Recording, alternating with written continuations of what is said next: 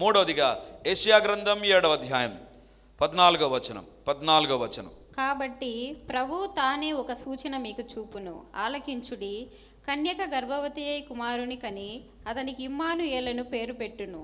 కీడును విసర్జించుటకును మేలును కోరుకొనుటకును అతనికి తెలివి వచ్చినప్పుడు అతడు పెరుగు తేనెను తినును. చాలు. దేవుని బిడ్డలారా, యెషయా 7:14, కాబట్టి ప్రభువు తానే ఒక సూచన మీకు చూపును, ఆలకించుడి. ఇదిగో కన్యక గర్భవతి అయి కుమారుని కనును. కన్యక గర్భవతి అయి ఎవరిని కంటుంది? శిశువు అనొచ్చుగా, కాదు, కుమారుడుని అనుగ్రహించబడతాడు. ఇదిగో కన్యక గర్భవతి అయి కుమారుని కని, అక్కడిది ఆపలేదు, కుమారుని కనును అని అక్కడ ఆపలేదు, కుమారుని కని అతనికి ఏమని? ఇమ్మానుయేలును, అనగా దేవుడు మనకు తోడు. ఎందుకు యేసు ప్రభు కుమారుడుగా వచ్చాడంటే తోడుగా ఉండడానికి, దేవుడు తోడుగా ఉండడానికి. మా నాన్నకు 2 కాళ్ళకు నీ రీప్లేస్మెంట్ చేసే సమయంలో మా నాన్న నన్ను అడిగాడు, నువ్వు సిఎంసికి అపాయింట్మెంట్ తీసుకుంటున్నావు, మంచిదే, ఆ రోజుల్లో నీకు ఏమైనా మీటింగ్స్ ఉన్నాయా? ఆ రోజుల్లో ఏమైనా మీటింగ్స్ పెట్టాలనుకుంటున్నావా? ఫస్ట్ అది చూసుకో. ఎందుకంటే నువ్వు నా దగ్గర ఉండాలి, నువ్వు కుమారునిగా నా దగ్గర ఉండాలి. దేవుని బిడ్డలారా, కుమారుడు అంటే ఏంటి తెలుసా? బైబిల్లో వ్రాయబడింది, ఆయన మీ కొరకు కుమారుడుగా వచ్చాడు. Why he came as a son? ఒక కుమారుడు ఎందుకు వచ్చాడు? బైబిల్ చెప్తుంది, దేవుడు మనకు తోడు. One side he is a son, but another side ఆయన తోడుగా ఉండేటువంటి దేవుడు. ఏ పరిస్థితిలోనైనా తోడుగా ఉండేటువంటి దేవుడు. ఆయన కుమారుడుగా ఈ లోకానికి వచ్చాడు.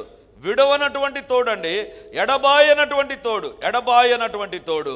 అందరికంటే హై సెక్యూరిటీ ఉండేటువంటిది ఎవరికంటే? అమెరికా దేశపు ప్రెసిడెంట్.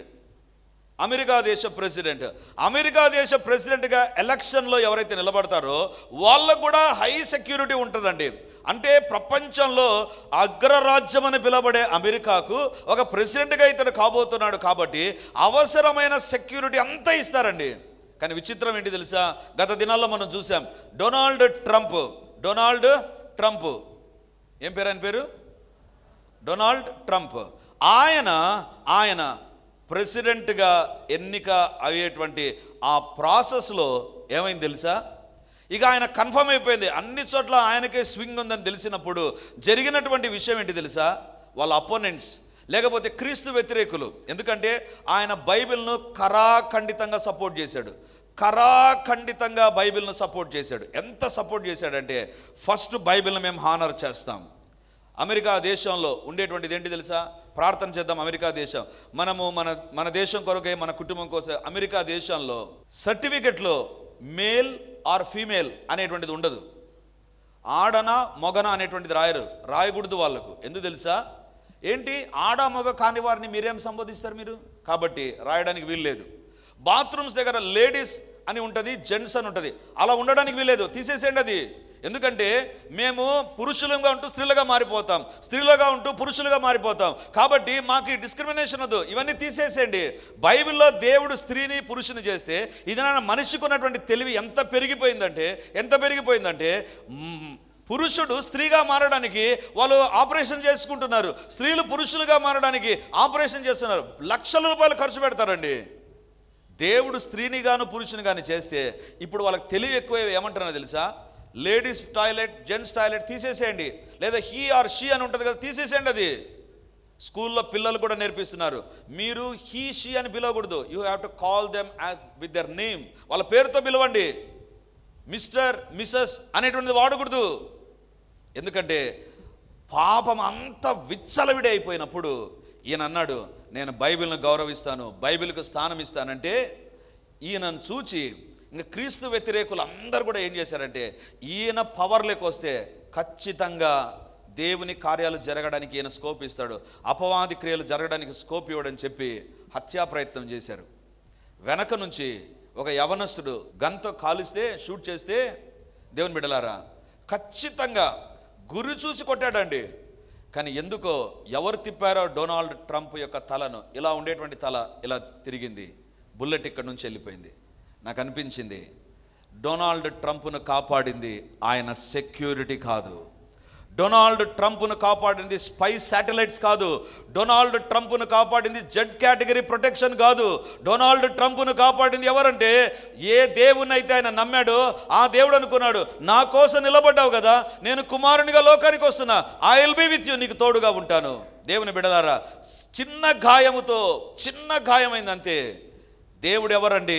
నీకు తోడుగా ఉండేటువంటి దేవుడు. హల్లెలూయా, హల్లెలూయా. అందుకే ప్రవక్త అంటున్నాడు, కాబట్టి తానే ఒక సూచన మీకు అనుగ్రహించును, కన్యక గర్భవతి అయి కుమారునికి అంటుంది. ఎందుకోసం? నీకు తోడుగా ఉండడానికి. ఎందుకు ప్రపంచమంతా హ్యాపీ క్రిస్మస్ అని చెబుతుంది తెలుసా? ఒకటి, నీకు తోడుగా ఉండడానికి. ఏ పరిస్థితుల్లోనైనా నీకు తోడుగా ఉండేటువంటి దేవుడు ఉన్నాడు.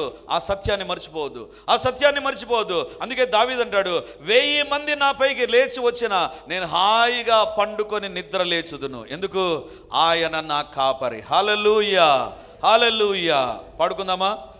ఇమ్మానుయేలు దేవా ఇహ పరములకు రాజా, ఇమ్మానుయేలు దేవా ఇహ పరములకు రాజా, సన్నుతించి కీర్తించెదం సతతము నీ నామము. 640 సంతోషంగా చప్పట్లు కొడుతూ పాడుకుందామా?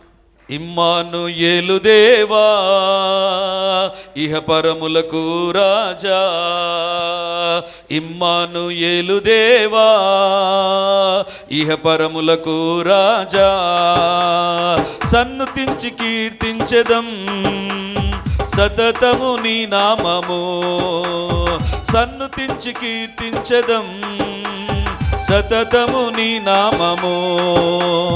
హల్లెలూయా, ఆరాధ్యుడా హల్లెలూయా, స్తుతిపాత్రుడా హల్లెలూయా, శుద్ధుడా హల్లెలూయా, అభివందనం హల్లెలూయా, ఆరాధ్యుడా హల్లెలూయా, స్తుతిపాత్రుడా హల్లెలూయా, అభిషక్తుడా హల్లెలూయా, అభివందనం. ఆదియందు వాక్యమై ఉన్నావు, ఆ వాక్యము నేనే అని అన్నావు. ఆదియందు వాక్యమై ఉన్నావు, ఆ వాక్యము నేనే అని చెప్పావు. మా వెలుగు మార్గము నీవే దేవా, నిత్య జీవము నీవేనయ్యా, మా వెలుగు మార్గము నీవేనయ్యా, నిత్య జీవము నీవే. అందరం కలిసి హల్లెలూయా, ఆరాధ్యుడా హల్లెలూయా, స్తుతిపాత్రుడా హల్లెలూయా, అభిషక్తుడా హల్లెలూయా, అభివందనం. ఆహా హల్లెలూయా, ఆరాధ్యుడా హల్లెలూయా, స్తుతిపాత్రుడా హల్లెలూయా, అభిషక్తుడా హల్లెలూయా, అభివందనం. ఇమ్మానుయేలు దేవా ఇహ పరములకు రాజా. పాడదాం. ఇమ్మానుయేలు దేవా ఇహ పరములకు రాజా, సన్నుతించి కీర్తించెదం సతతము నీ నామము, సన్నుతించి కీర్తించెదం సతతము నీ నామము. హల్లెలూయా, ఆరాధ్యుడా హల్లెలూయా, స్తుతిపాత్రుడా హల్లెలూయా, అభిషక్తుడా హల్లెలూయా, అభివందనం. హల్లెలూయా, ఆరాధ్యుడా హల్లెలూయా, స్తుతిపాత్రుడా హల్లెలూయా, అభిషక్తుడా హల్లెలూయా, అభివందనం. అందుకే దేవుడు మోషేతో ఏమంటాడు తెలుసా? మోషే, ఏం భయపడాక మోషే, ఫరో ఎదుట నిలబడాలనా? ఎర్ర సముద్రం ఎదురు నిలబడతావా? లేకపోతే నీకు వ్యతిరేకంగా సృష్టి వస్తుందా? ప్రజల యొక్క మాటలు వస్తాయా? భయపడకు, నా సన్నిధి నీకు తోడుగా వచ్చును. హల్లెలూయా. అందుకే మోషే మోస్ట్ సక్సెస్ఫుల్ లీడర్ అండి. ఎందుకంటే మోషేతో దేవుని సన్నిధి ఉంది. ఇమ్మానుయేలుగా ఉన్నటువంటి దేవుడు ఆ దినాన మోషేకు, యెహోషువకు వాగ్దానం ఇచ్చారు. ఆ వాగ్దానం ఎంత పవర్ఫుల్ అంటే, ఎర్ర సముద్రం నిలబడలేదు, రాజులు నిలబడలేకపోయారు, సైన్యాలు నిలబడలేకపోయాయి. ఇప్పుడు దేవుడు అంటున్నాడు, అదే దేవుడు ఇమ్మానుయేలుగా మీ కొరకు కుమారుడిగా జన్మించాడు. హల్లెలూయా, హల్లెలూయా. ఎందుకు ఆయన కుమారుడుగా అనుగ్రహించబడ్డాడు? మొదటి కారణం సాతాను తలను చితక కొట్టడానికి, రెండవ కారణం నిన్ను ఆశీర్వదించడానికి, మూడవదిగా నీకు తోడుగా ఉండడానికి. అందుకే బైబిల్లో వ్రాయబడింది, ఆయన కునుకడు నిద్రపోడు. ఆయన కునుకడు, ఆయన ప్రొటెక్షన్, ఆయన యొక్క సేఫ్టీ ఎలాంటి తెలుసా? He will neither slumber. ఆయన కునుకు తీయడు, ఆయన నిద్రపోడు. ఎప్పటికీ కాపాడే దేవుడుగా ఆయన ఈ లోకానికి వచ్చాడు. That is why we say happy Christmas. క్రీస్తు ప్రభు యొక్క జన్మ మీకు సంతోషాన్ని ఎందుకు స్టైల్ అది గ్రీటింగ్ అనేది కాదు.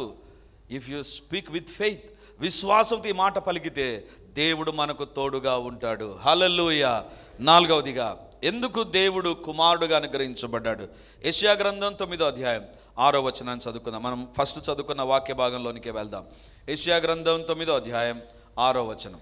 ఏలయనగా మనకు శిశువు పుట్టెను, మనకు కుమారుడు అనుగ్రహింపబడెను, ఆయన భుజం మీద రాజ్యభారం ఉండును.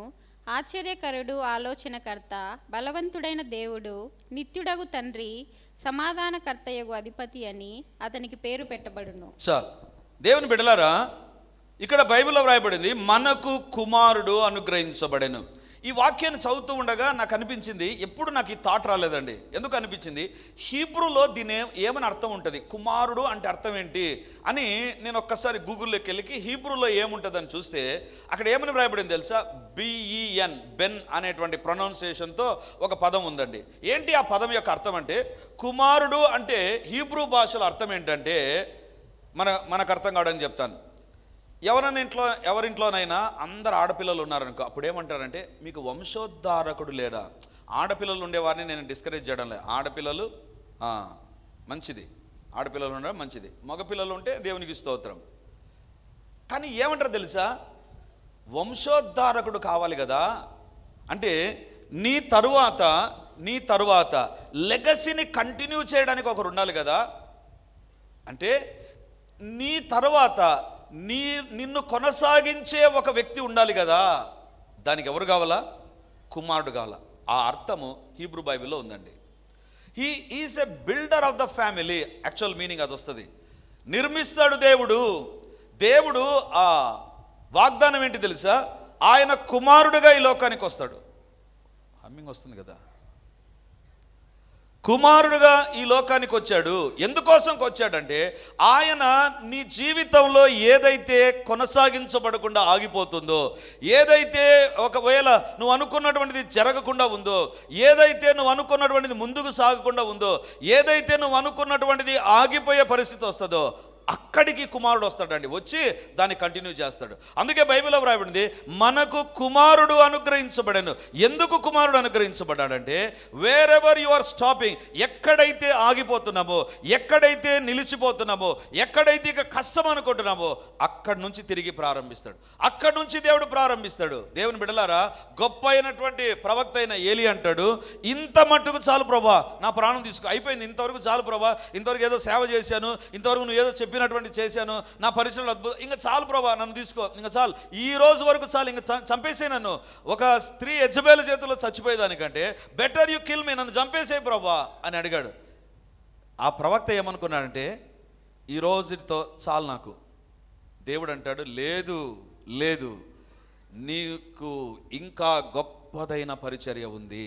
ఎందుకంటే దేవుని బిడ్డలారా, దేవుని బైబిల్లో ఉండేటువంటి దేవుడు ఆ ఫుల్ స్టాప్ సాతాను పెడితే దేవుడు దాన్ని కామగా మారుస్తాడండి. అప్పుడప్పుడు పిల్లలు ఏం చేస్తారు తెలుసా? ప్రోగ్రెస్ కార్డులు ఇప్పుడు ఉన్నాయి, గొడ్డు తెలివితేటలు కొంతమందికి ఉంటాయి. ఏంటంటే 1ని 4 చేసుకుంటారు కదా. చేయరు కదా మీరెవరు? దేవుని సన్నిధానంలో అబద్ధాలు చెప్పకూడదు, ఓకేనా? ఒకవేళ ఇంతవరకు రాకుండా ఉంటే ఆ థాట్ ఇప్పటి నుంచి అది రాకుండా ఉండును గాక మీకు. కొంతమంది నవ్వుతున్నారు, ఫ్లాష్ బ్యాక్లోకి ఏమైనా పోయినారేమో, మేము రుద్దుకున్నాం కదా అని. అవునా? దేవుడు సాతాను ఎక్కడ ఫుల్ స్టాప్ పెడితే దాన్ని రుద్ది కామా చేస్తాడు దేవుడు.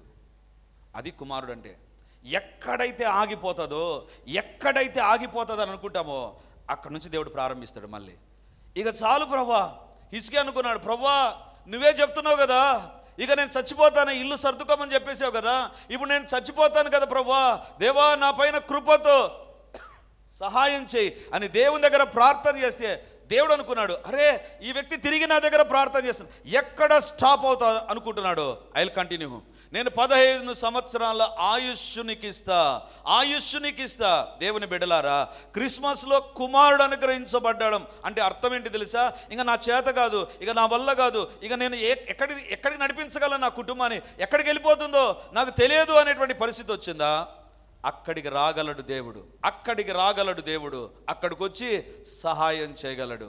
మార్తా మరియలు అనుకున్నారు, అయిపోయింది, మాకు ఇంట్లో మా నాన్న మొగదిక్కు లేకుండా పోయాడు, ఇక లాస్ట్కు మా తమ్ముడు లాజరు ఉన్నాడు అనుకున్నా, లాజరు కూడా సమాధిలోనికి వెళ్ళిపోయాడు.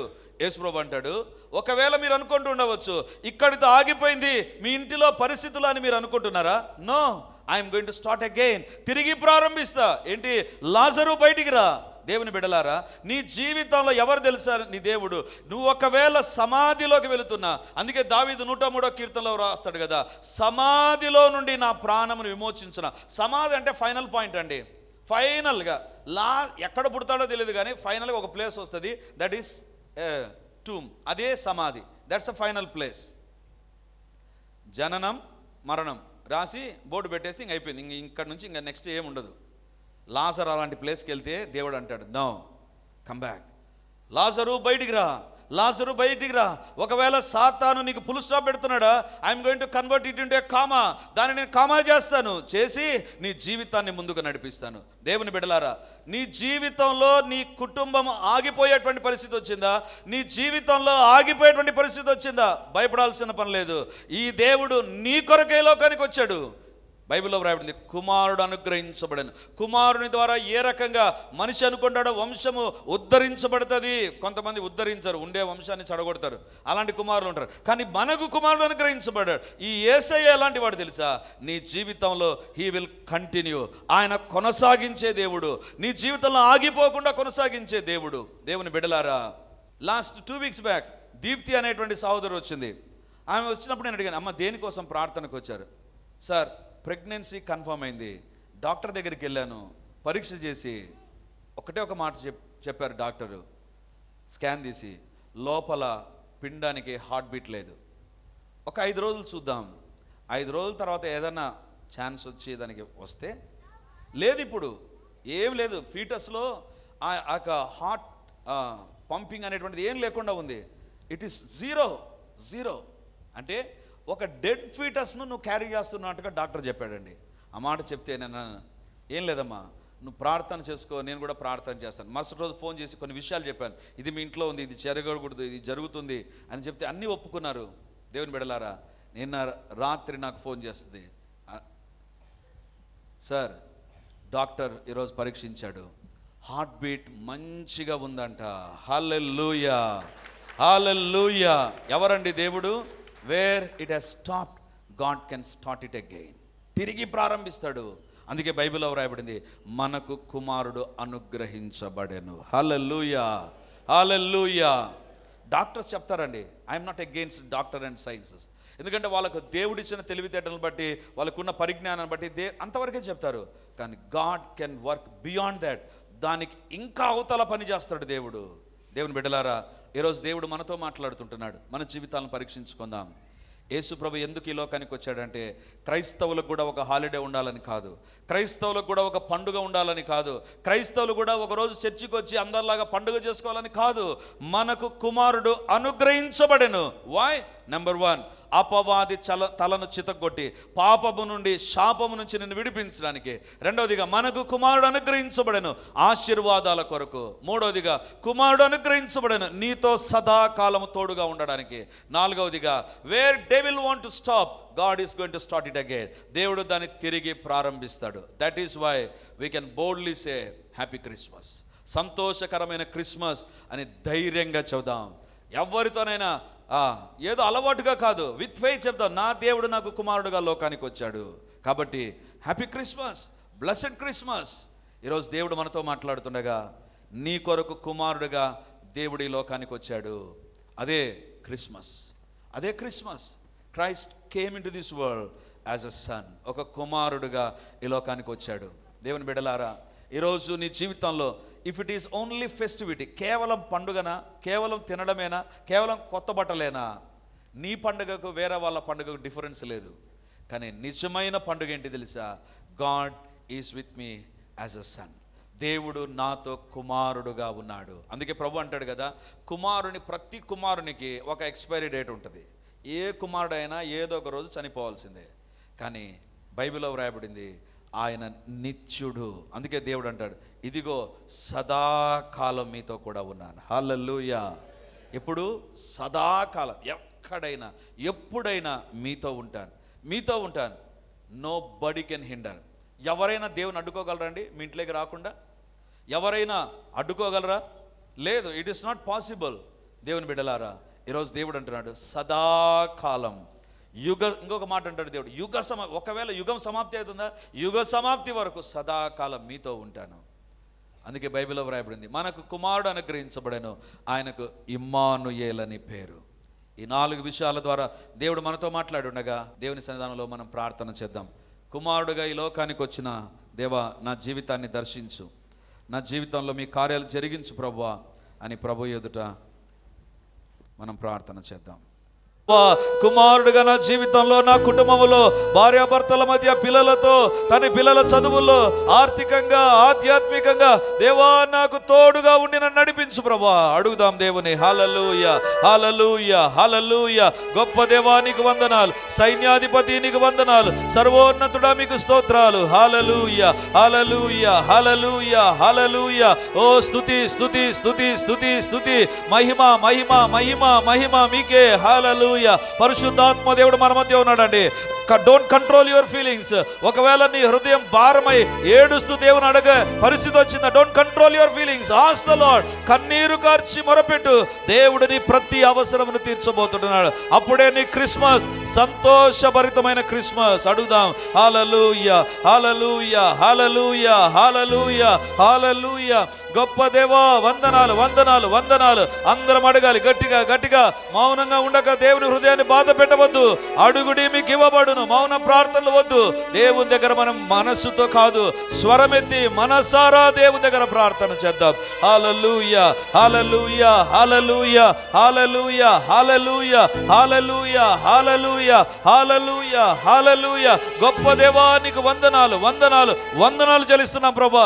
సైన్యాధిపతివైన దేవా నీకు వందనాలు. హల్లెలూయా, హల్లెలూయా. మా కొరకు కుమారుడుగా ఈ లోకానికి వచ్చినటువంటి తండ్రి, ఇప్పుడు అడుగుతున్నాం ప్రభా, ఎవరి జీవితాల్లో ఏ పాపం ఉందో, ఏ యొక్క అలవాట్లు ఉన్నాయో, ఏ రకమైన లోక సంబంధమైన సీక్రెట్ సిన్ఫుల్ లైఫ్ లో జీవిస్తున్నారో, ఇప్పుడు కుమారుడుగా అపవాది తలను చితగొట్టేటువంటి దేవా, ఎవరి జీవితాల్లో అపవాది శక్తుల నుంచి, అలవాట్ల నుంచి విడుదల కావాలని అడుగుతున్నారు, ఇప్పుడు మీ యొక్క కుమారత్వంలోని మొట్టమొదటి శక్తి విడుదల చేయబడును గాక. యేసు నామమందు అపవాది యొక్క తల చితగొట్టబడును గాక. ఎవరి జీవితంలో అపవాది క్రియలున్నా ఇప్పుడు అవి లయమైపోవును గాక, లయమగును గాక, లయమగును గాక, లయమగును గాక. దేవా నీకే వందనాలు, నీకే స్తోత్రాలు ప్రభా. ప్రతి అపవాది క్రియ యేసు నామమున వ్యర్థమగును గాక. అపవాది యొక్క అగ్ని బాణములు యేసు నామమున చల్లారిపోవును గాక. యేసు నామమందు, యేసు నామమందు తండ్రి ఆశీర్వదించే దేవుడవు. ఆశీర్వాదాలు లేనటువంటి జీవితంలోనికి ఆశీర్వాదాలు ఇవ్వడానికే వచ్చావు ప్రభా. కాబట్టి అడుగుతున్నా, యేసు నామమందు మాకు ఎక్కడ, మా కుటుంబాల్లో ఎక్కడ, మా యొక్క వ్యక్తిగత కుటుంబ ఉద్యోగ వ్యాపారాల సేవలో ఆశీర్వాదాలు లేవో, ఇప్పుడు కుమారుడుగా నీ ఆశీర్వాదాలు మాకు దయచేయండి ప్రభా. యేసు నామమందు మేము ఆశీర్వదించబడుదుము గాక. యేసు నామమందు మేము దీవించబడుదుము గాక. యేసు నామమున మేము తలగా ఉందుము గాక. యేసు నామమున మేము అన్ని రకాలుగా వృద్ధి అగుదుము గాక. మితిలేని వృద్ధి, మితిలేని క్షేమం యేసు నామమందు ఉండును గాక. మేము అనుభవించుదుముగాక, అనుభవించుదుముగాక. తోడుగా ఉండడానికి ఇమ్మానుయేలుగా వచ్చిన దేవా, ఇప్పుడు మాకు ఎవరున్నారు అని అనుకుంటున్నారు, అలాంటి వారితో ఈరోజు మాట్లాడావు ప్రభా. మీరే తోడుగా, మీ దూతలు కూడా కాదు నాయన, మీరే ఇమ్మానుయేలుగా తోడుగా ఉంటారని సెలవిచ్చావు. ఇది మొదలుకొని దేవుని తోడు ఉంటే ఏ రకంగా జీవితం ఉంటుందో అనుభవించుదుముగాక. యేసు నామమున మీ తోడు ద్వారా కలిగే తండ్రి ప్రతి సహాయం మాకు కలుగునుగాక, కలుగునుగాక, కలుగునుగాక. గొప్ప దేవా, ఎక్కడ జీవితాలు ఆగిపోయాయో ఆత్మీయంగా ప్రార్థనలు ఎక్కడ ఆగిపోయో, భక్తి ఎక్కడ ఆగిపోయిందో, కుటుంబం ఎక్కడ ఆగిపోయిందో, ఎక్కడ దీవెన లేని పరిస్థితులు ఉన్నాయో, యేసు నామమందు దీవెనలు కలుగునుగాక, దీవెనలు కలుగునుగాక, దీవెనలు కలుగునుగాక. యేసు నామమున నిలిచిపోయిన జీవితాలు ముందుకు సాగునుగాక. తండ్రి, వీరి ఫైల్స్ ఎక్కడ అఫీషియల్గా నిలబడిపోయాయో అవి మూవ్ అగునుగాక. ప్రమోషన్స్ ఆగిపోతే యేసు నామమున ప్రమోషన్స్ వచ్చునుగాక. ఎక్కడ డబ్బు ఆగిపోయిందో యేసు నామమున డబ్బు వచ్చునుగాక. దేవుని కార్యములు జరుగునుగాక. తండ్రి, ప్రతి ఒక్కరూ ఉన్నతమైన రీతిలో ముందుకు సాగుదుముగాక. యేసు నామమున కార్యములు జరుగునుగాక. దేవా, మీకే వందనాలు. మీ మాట అక్షరాల ఈ రోజు నుంచి మా జీవితంలో కుమారుడుగా ఉండి నెరవేర్చండి ప్రభువా. కుమారుడుగా ఉండి నెరవేర్చండి. కుమారుడుగా ఉండి నెరవేర్చి మహిమను పొందుమని మా కొరకు భూలోకానికి కుమారుడుగా వచ్చిన దేవా, మీకే హృదయపూర్వకమైన వందనాలు, వందనాలు, వందనాలు. మీ రాకలోని ప్రతి దీవెన మేము ఒక్కొక్కరు అనుభవించడానికి సహాయం చేయమని యేసయ్య నామమందు అడుగుచున్నాము తండ్రి. ఆమేన్. గట్టిగా చెప్దాం ఆమేన్. విశ్వాసం చెప్దాం ఆమేన్, ఆమేన్, ఆమేన్. Praise the lord. యేసుక్రీస్తు పరిశుద్ధ నామందు మీ ఒక్కొక్కరికి మా వందనాలు తెలియజేస్తుంటున్నాను. రిడీమర్ చర్చిలో ఇంతవరకు 2 ఆరాధనలు ప్రభు తన నామహిమార్థమై జరిగిస్తూ వచ్చారు. డిసెంబర్ 1 నుంచి 3వ ఆరాధన ప్రారంభించబోతున్నాం. అది ఉదయకాలం 8 నుంచి 9:30 వరకు ఉండబోతుంది. మొదటి ఆరాధన 8 గంటలకు ప్రారంభమవుతుంది. 2వ ఆరాధన 10 గంటలకు ప్రారంభమవుతుంది. 3వ ఆరాధన సాయంత్రం 7 గంటలకు ఉంటుంది. దేవుని బిడ్డలారా, ఎవరైనా ఉదయం ఆయా పనులు కలిగి 2వ ఆరాధనలకు రాలేకపోతున్నారని భావించి ఈ యొక్క మొదటి ఆరాధన ప్రారంభిస్తున్నాం. సో ఈ యొక్క అవకాశాన్ని సద్వినియోగం చేసుకొని దేవుని యొక్క సన్నిధికి వచ్చి దైవ దీవెనలు మీరు పొందాలని కోరుతున్నాం. మొదటి 2 ఆరాధనలు మాత్రమే ప్రభు బల్ల ఉంటుంది. కాబట్టి సిద్ధపడి దేవుని సన్నిధికి రమ్మని మిమ్మల్ని కోరుతూ ఉన్నాను. ప్రతి ఆరాధనలో ప్రత్యేకమైనటువంటి సందేశం, ప్రతి ఆరాధనలో వచ్చిన ప్రతి ఒక్కరూ దేవుని యొక్క ఆత్మ ద్వారా తాకబడి దీవించబడి వర్ధిల్లున్నట్లుగా ప్రత్యేకమైన ప్రార్థనలు ఉండబోతున్నాయి. కాబట్టి రండి. మీరు ఏ ప్రాంతానికి సంబంధించిన వారైనా ఈ యొక్క పరిచర్యకు మిమ్మల్ని ప్రేమతో ఆహ్వానిస్తుంటున్నాం. మరి ముఖ్యంగా స్థానికంగా ఏ సంఘానికి వెళ్ళనటువంటి వారైతే తప్పకుండా రిడీమర్ చర్చ్కి వచ్చి దేవుని మీరు ఆరాధించాలని కోరుతున్నాం.